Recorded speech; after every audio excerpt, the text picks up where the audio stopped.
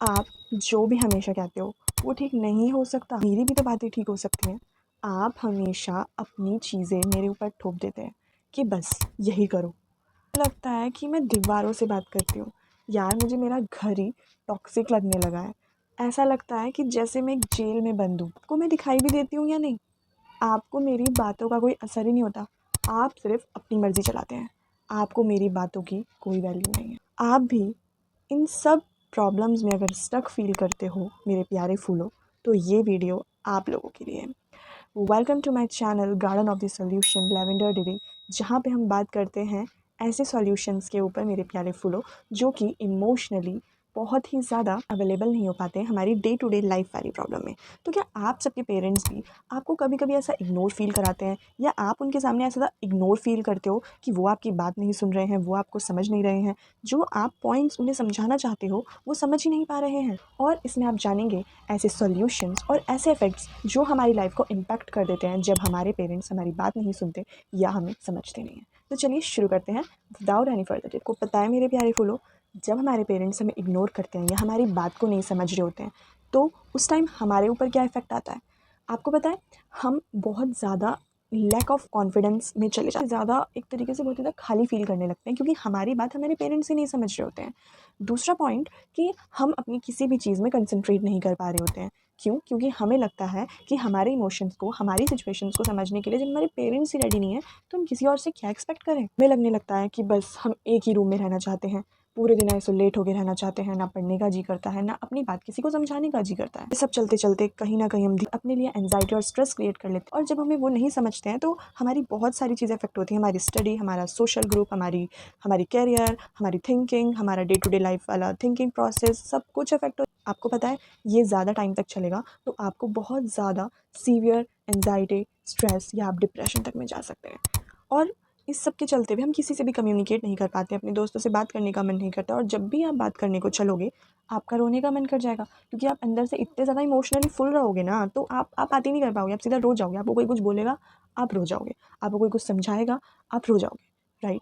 तो क्यों ना हम ये जान लें कि ये जितनी भी चीज़ें हमारे साथ हो रही हैं, जितनी भी प्रॉब्लम हमारे साथ क्रिएट हो रही हैं, ये हो क्यों रही हैं, राइट? सबसे पहले हम ये जान लेते हैं कि ऐसा होता क्यों है, उसके पीछे के रीज़न्स क्या है कि वो हमें नहीं समझते और हमसे कम्युनिकेट नहीं कर पाते। तो चलिए हम सबसे पहले ना इन रीज़न्स को डिस्कस करते हैं। देखिए, मेरी वीडियो के अंदर आपको कुछ भी स्क्रिप्टेड नहीं मिलेगा। मैं डे टू डे जो अपना एक्सपीरियंस होता है और जितना भी मैं सब कुछ एक्सप्लोर करने के बाद जो चीज़ें फाइनलाइज़ करके आप सब लोगों के साथ डिस्कस करती हूँ, वो कुछ भी उसके अंदर स्क्रिप्टेड नहीं होता। सब कुछ वो होता है जो डे टू डे लाइफ में मैं और बाकी सब फील कर रहे होते हैं। तो व्हाई इट इज़ हैपन, मैंने इसको ना जितना स्टडी किया है उस हिसाब से मैंने इसे 3 कैटेगरी में डिवाइड किया अपने पेरेंट्स के लिए, कि हमारे साथ ऐसा पेरेंट्स बिहेव करते क्यों हैं, या हम ऐसा फ़ील क्यों करते हैं अपने पेरेंट्स के लिए। नंबर 1 पे रखा है इमोशनली अनअवेलेबिलिटी, राइट? पेरेंट्स होते हैं ना मेरे प्यारे फूलों, वो कहीं न कहीं पहले से ही ऑक्यूपाइड है। ऑक्यूपाइड का मतलब या तो वो अपने वर्क में बिज़ी हो सकते हैं, या फिर वो अपनी खुद की फैमिली प्रॉब्लम्स को लेके बिज़ी हो सकते हैं, या फिर उनका कुछ चाइल्डहुड ट्रॉमा, या फिर इस स्टेज में आके जो अभी वो हैं उसमें उनके साथ कुछ ऐसा हुआ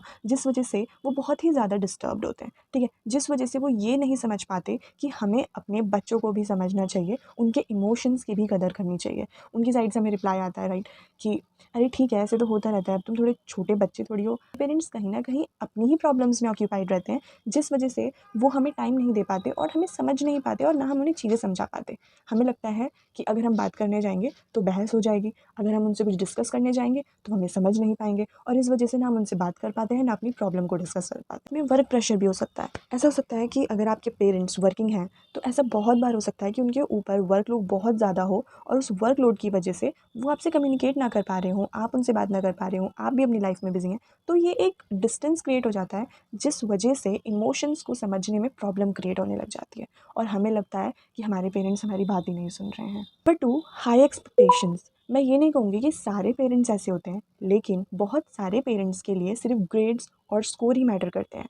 अगर आप में से कोई भी पेरेंट की वीडियो देख रहे हैं, तो पेरेंट्स, मेरा आप सबसे एक ही रिक्वेस्ट है कि अगर आपका बच्चा अपने हिसाब से अच्छे ग्रेड अचीव कर रहा है तो वो उसके लिए बेस्ट है। अगर आप उसके ऊपर ये प्रेशर डालेंगे कि आप 95% लाइए, आप 100% लाइए, या कोई कंपटीशन की प्रिपरेशन कर रहा है तो उसके पेरेंट अगर उससे एक्सपेक्ट करें कि वो क्रैक कर ले एक बारी में, तो सबकी साइकोलॉजी और सबके इमोशनली जो स्टडी को लेकर, या वो स्टडी को लेकर ही नहीं, वो किसी भी चीज़ को लेकर हो सकते हैं। सबका आईक्यू और सबका ईक्यू अलग-अलग वर्क करता है कि सबके लिए हर चीज़ समझनी पॉसिबल नहीं होती। कोई इंसान उस चीज़ को अलग तरीके से समझता है, कोई अलग तरीके से समझता है। और हमारे पेरेंट्स ये एक्सपेक्ट करने लग जाते हैं मेरे प्यारे फूलों कि मेरा बच्चा ऑन द टॉप हो। हर पेरेंट्स ये चाहते हैं कि उनका बच्चा ऑन टॉप हो, लेकिन इसका मतलब ये बिल्कुल भी नहीं है कि वो इस चीज़ को एक बॉर्डर बना दे कि तुमको इतने मार्क्स लाने हैं, तुमको ये करना है। अब वो चाहे जॉब हो सकती है, और वो जॉब के बाद सेटलमेंट हो सकता है, स्टडी हो सकती है, कोई एग्ज़ाम क्रैक करना हो सकता है, रिज़ल्ट हो सकता है, इट कुड बी एनीथिंग। तो वो हम लोगों से बहुत ज़्यादा हाई एक्सपेक्टेशंस रखने लग जाते हैं, जिस वजह से हम उन्हें पूरा नहीं कर पाते। और कहीं न कहीं यही चीज़ एक बैरियर क्रिएट कर देती है, जिस वजह से हम अपने पेरेंट्स के साथ कम्युनिकेट नहीं कर पाते, क्योंकि पेरेंट्स जो हमसे हाई एक्सपेक्टेशंस रखते हैं ना, ये कहीं न कहीं अफ़ेक्ट करता है हमारी डे टू डे लाइफ़ पे, कि एक कम्युनिकेशन बिल्ड नहीं हो पाता हमारे और पेरेंट्स के बीच, राइट। नंबर 3 है लैक ऑफ इमोशनल इंटेलिजेंसी, कि वो हमें एक इमोशनल लेवल को, जो हमारे इमोशंस हैं, लाइक हम अगर हैप्पी हैं, हम सैड हैं, हम एक्साइटेड हैं, वो उस चीज़ को नोटिस ही नहीं कर पाते। कि अगर हम कभी-कभी, जैसे हम सैड हैं, तो हमारे पेरेंट्स को कभी ये रियलाइज़ नहीं होगा कि यार मेरा बच्चा सैड है, या फिर मेरा बच्चा आज बहुत ज़्यादा लो फ़ील कर रहा है। उनको लगेगा ठीक तो है, खाना खाया, स्कूल गया, ट्यूशन गया, पढ़ाई की, सब तो नॉर्मल चल रहा है। एंड उसके बाद जो बच्चा, जो हम अंदर ही अंदर अपने में घुटते रहते हैं, सफोकेट होते रहते हैं, जो हमारे साथ हुआ हम उसे डिस्कस नहीं कर पाते, क्योंकि हमारे पेरेंट्स ये चीज़ नोटिस ही नहीं करते हैं कि चाहे आप सैड हो, चाहे आप हैप्पी हो, चाहे आप एक्साइटेड फ़ील कर रहे हो, आपके पेरेंट्स नोटिस नहीं करेंगे। और हमारे वो किसी भी इमोशन को नहीं समझ पाते हैं, तो हमें कहीं न कहीं ऐसा लगता है कि हमारे पेरेंट्स ही हमें नहीं समझ रहे हैं। सो ये सारे फैक्टर्स हमें हमारी लाइफ़ पर इफ़ेक्ट कर रहे होते हैं, जो हम अपने पेरेंट्स के साथ एक हेल्दी रिलेशनशिप ना बनाकर एक नेगेटिव रिलेशन में चले जाते हैं। और आपको पता है, फिर इसके जो इफ़ेक्ट्स होते हैं ना बाद में, वो बहुत ज़्यादा बुरे होते हैं। हमें लगने लगता है कि हम अपने पेरेंट्स के लिए तो वैल्यू ही नहीं करी। अब हमने ये भी देखा कि हमें किस तरीके से ड्रास्टिकली अफ़ेक्ट कर रहे हैं, और हमने ये भी देखा कि ऐसा हो क्यों रहा है, ठीक है? कि पेरेंट्स का हमारे साथ ऐसा बिहेवियर क्यों हो रहा है।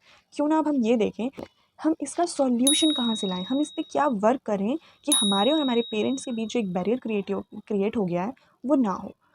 हमारे पेरेंट्स हमसे बहुत प्यार करते हैं, ठीक है? हमें लगता है कि वो हमसे प्यार नहीं करते हैं, लेकिन वो हमसे बहुत, बहुत, बहुत ज़्यादा प्यार करते हैं। और आप उनके पास जाओगे, उनके सामने बैठ के कुछ डिस्कस करोगे ना, आई एम श्योर वो सुनेंगे। और अगर वो नहीं सुनेंगे, तो आपको डरने की ज़रूरत नहीं है, और यहाँ पे ही नहीं रुक जाना है आपको।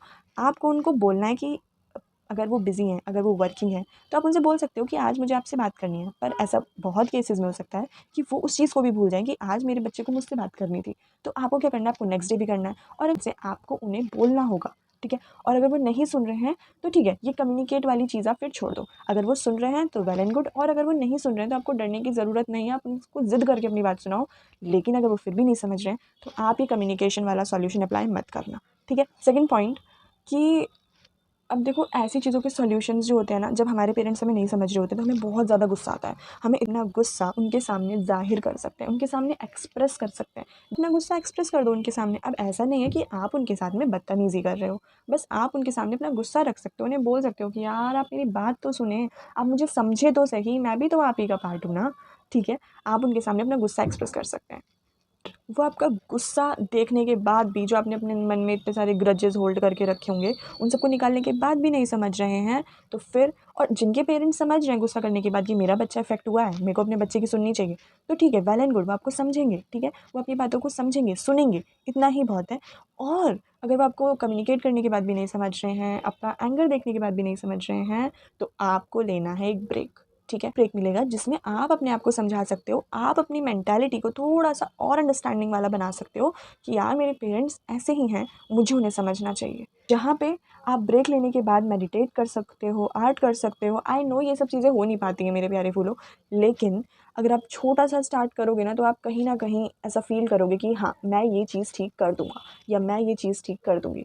क्योंकि ऐसे बैठे रहने से, एक पेरेंट्स के साथ अपना ऐसे डिस्टेंस क्रिएट करके रखने से कुछ नहीं होगा, ठीक है? बहुत ज़्यादा डिस्टेंस हो जाएगा, तो और ज़्यादा प्रॉब्लम्स हो जाएँगी। साथ में रहना ऐसा लगने लगेगा कि रहा ही नहीं जा रहा है, ठीक है? आपको अपना ही घर जेल जैसा फ़ील होने लग जाएगा। इसीलिए ये छोटी-छोटी बातों को लेके बात ना करना, छोटी-छोटी बातों को लेके बहस करने से बेटर है कि आप थोड़ा-सा ब्रेक लें, अपने आप को टाइम दें और समझें। तो ये जितने सॉल्यूशंस अभी हमने डिस्कस करे हैं मेरे प्यारे फूलों, आई नो ये प्रैक्टिकली तो अप्लाई करने बहुत टफ हैं। किसी किसी के पेरेंट्स वाकई में कम्युनिकेट भी नहीं करते हैं, एंड अगर आप ब्रेक भी लेंगे तो वाकई में उन्हें कभी फ़र्क भी नहीं पड़ेगा। लेकिन कहीं ना कहीं आप अपने आप को तो समझेंगे, आप अपनी अंडरस्टैंडिंग तो अच्छे से बिल्ड कर पाएंगे ना। जहाँ पे आपने अपनी अंडरस्टैंडिंग क्रिएट करी, अपनी अंडरस्टैंडिंग बिल्ड करी, तो समझिए आपका काम आधा वहीं ख़त्म हो गया, क्योंकि आप अपने पेरेंट्स की मेंटालिटी और उनके इमोशंस, उनका बिहेवियर और अच्छे से समझ पाएंगे। ठीक है मेरे प्यारे फूलों। एंड मैं यही कहूँगी आप सबसे कि हमारे पेरेंट्स कभी भी हमारे लिए बुरा नहीं सोचते हैं। वो हमारे लिए हमेशा अच्छा सोचते हैं, चाहे वो वर्किंग हो, या फिर वो मिडिल क्लास हों, या फिर वो रिच हों, या वो कैसे भी हैं हमारे पेरेंट्स, कैसे भी हों, गुस्से वाले हों, लाइट मूड वाले हों, कैसे भी हों, वो हमारे लिए हमेशा अच्छा सोचते हैं। तो आपको कभी उनके लिए ऐसे नेगेटिव फीलिंग्स नहीं लेके आनी है या थिंकिंग लेके आनी है कि हमारे पेरेंट्स हमारे लिए बुरा सोच रहे हैं। ठीक है, आपके लिए वो हमेशा अच्छा सोचते हैं, लेकिन हाँ, उनका जो तरीका है ना, वो बहुत ज़्यादा डिफरेंट हो जाता है हम लोगों की थिंकिंग से, हम लोगों की मेंटालिटी से। हम हर चीज़ में क्यों और क्वेश्चन मार्क लगाने लग जाते हैं कि वाई एंड वाई। हम ये नहीं समझ पाते कि वो जो समझा रहे हैं ना, वो बिल्कुल ठीक समझा रहे हैं, बस हम उस चीज़ को उनके तरीके से नहीं समझ पा रहे हैं। राइट मेरे प्यारे फूलों। तो आपको कभी भी ये नहीं सोचना है कि मेरे पेरेंट्स मेरा बुरा चाहते हैं या मुझे ग्रो होते हुए नहीं देखते। एंड इन द लास्ट में यही बोलूँगी कि हमारे पेरेंट्स से पहले, उन्हें समझाने से पहले, हमें अपने आप को समझ लेना चाहिए, ताकि हम उन्हें एक मैच्योरिटी के साथ उनके साथ डील कर पाएँ, उनके साथ डे टू डे लाइफ में हम चीज़ों को मैनेज कर पाएँ और अपने आप को सँभालें, एंड उसके बाद उनको सँभालें। ठीक है?